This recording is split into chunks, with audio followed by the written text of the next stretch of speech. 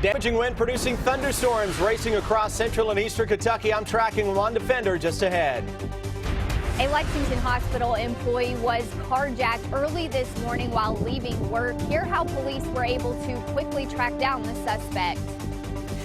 A county clerk at the center of the same-sex marriage license controversy heads to Frankfort to meet with the governor. Find out what happened today in their meeting. Tracking, alerting, protecting. This is WKYT News at 4. Good afternoon. I'm Jennifer Palumbo. Severe thunderstorms with high winds are slamming parts of the bluegrass right now, and they're doing damage. Here's a live look at downtown Lexington, which is missing out on the storms. Chief Meteorologist Chris Bailey is tracking what's on the first alert Defender. Chris? Yeah, it's been one of those days, Jennifer, where we've been tracking one basically lone thunderstorm complex coming across southern Kentucky, racing to the east, and along the stop, it's been producing damaging winds. It's getting ready to push out of eastern Kentucky. We take a look at Defender as of now, and that thunderstorm complex that has been causing all the issues now into the parts of the Big Sandy Valley, though a few more storms beginning to crank up around sections of Bowling Green. Here's the severe thunderstorm that is now racing across Magoffin County into Johnson, Floyd, and Pike County. Strongest part of this storm is now crossing over out of Salyersville toward the Oil Springs and Paintsville areas of Johnson County, northern parts of Floyd County getting in on this as well, and that will make its way right on into downtown Pikeville coming up very shortly. Not a whole lot of action behind this as of now, just a little on and off shower and thunderstorm action in the central Kentucky, though a few more storms are now beginning to fire up from Columbia into Adair County, back to the west, into the Warren County area and Bowling Green. We put Defender into motion. Just watch how quickly this thunderstorm basically raced its way toward the east from the Pulaski County area to where it is now over the past couple of hours. We look at the wind damage reports, and you notice how we started to see those reports just to the west of Campbellsville. That line then working quickly toward the east, and it kind of expanded a little farther to the north. A lot of the damage this afternoon has been centered across sections of Rockcastle County, the Mount Vernon area. WKYT weather watcher Jordan Smith joining me now on the telephone to talk about the damage that he's been seeing across most of Rockcastle County. Jordan, what have you seen so far? Well, I was actually driving home when the storm started blowing through, and it was so strong that I had to pull over because I felt my car rocking back and forth. And when the storm passed, it didn't take long to start seeing the damage the closer I got towards Broadhead. There are 5 or 6 good trees down in the Merrittburg area and quite a few more in the downtown Broadhead area, which one came close to landing on top of someone's home, and there are a bunch of power lines as well. Any reports of any homes that have been damaged or any businesses or structures like that?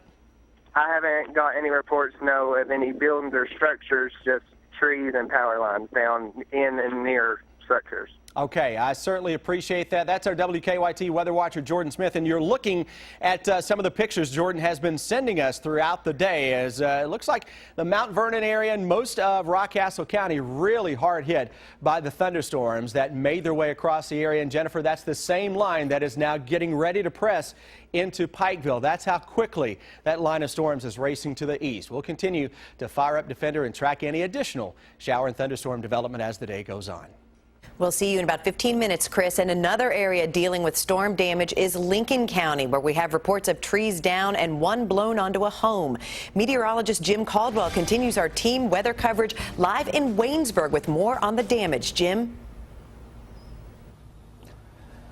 We noticed along the way here several trees down. Once we got into and around the Waynesburg area, though, we stumbled upon this one of the larger trees that we found along the way. You can see it wasn't uprooted. It actually broke at the base of the tree and flipped over from this yard to the other yard. It's not directly on a home, but we are hearing reports maybe just down the road. We're going to go check out more of those as the evening kind of wears on. But this has been a similar scene with trees being uprooted, especially out there, because think about this. We've been waterlogged here recently. The ground is super saturated, so when you get these strong winds coming through here, and radar estimated these were somewhere close to around 60, 70 miles per hour. When you get that type of wind come through and the ground saturated, it's easy to flip some of those trees up. So you get that uprooting effect, and that has happened in a lot of locations along the way. And some folks around here also without power due to the fact that some of the power lines are down in this area as well. We're going to continue to kind of walk around this scene and drive through this area,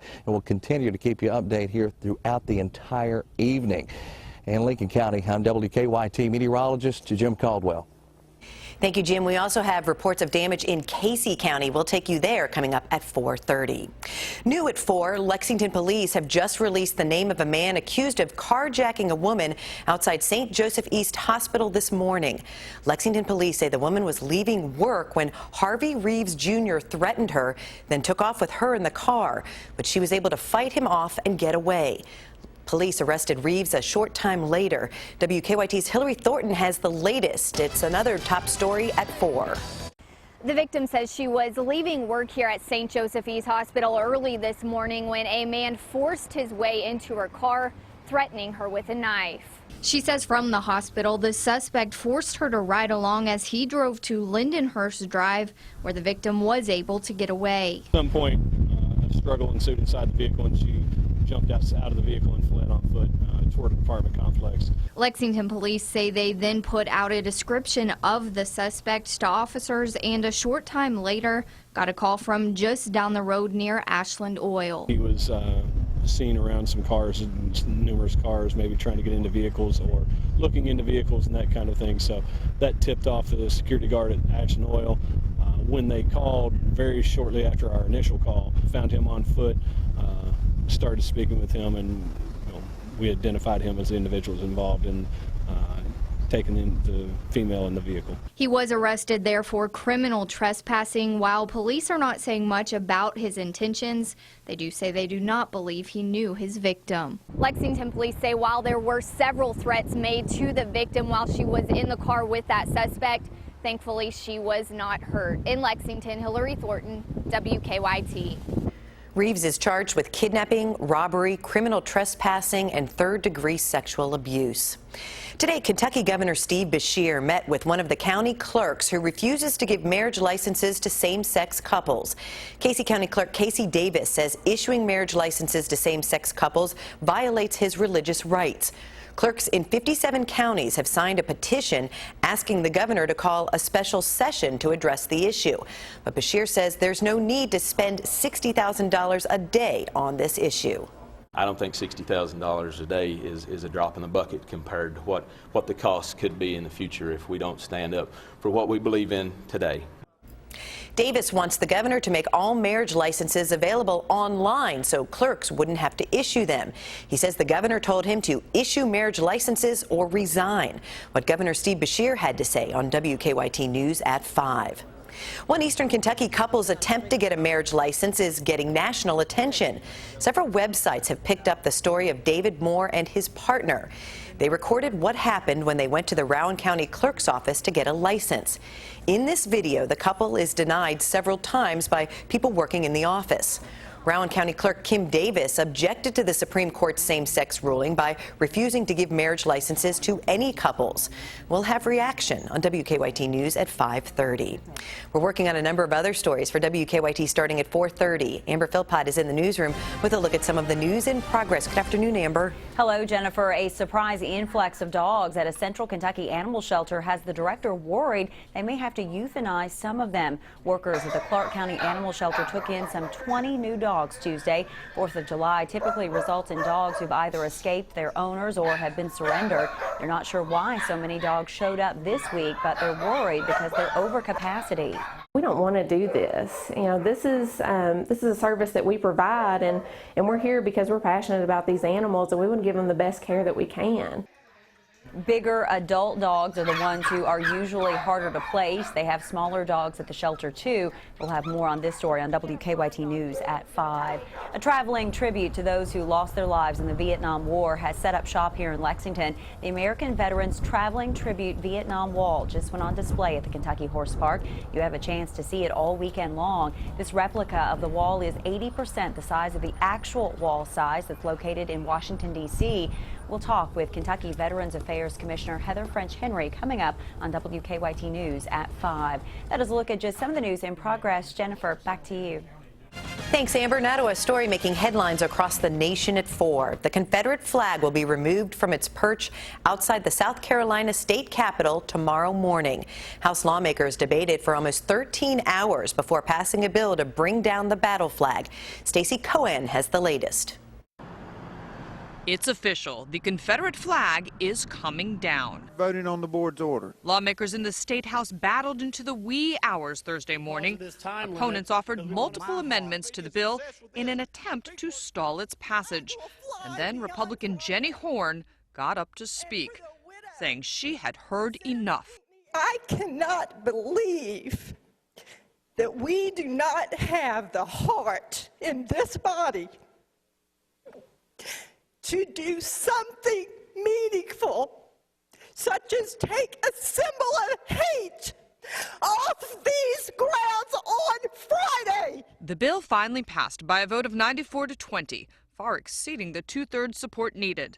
The flag fight follows the racially motivated murders of 9 African-American churchgoers in Charleston.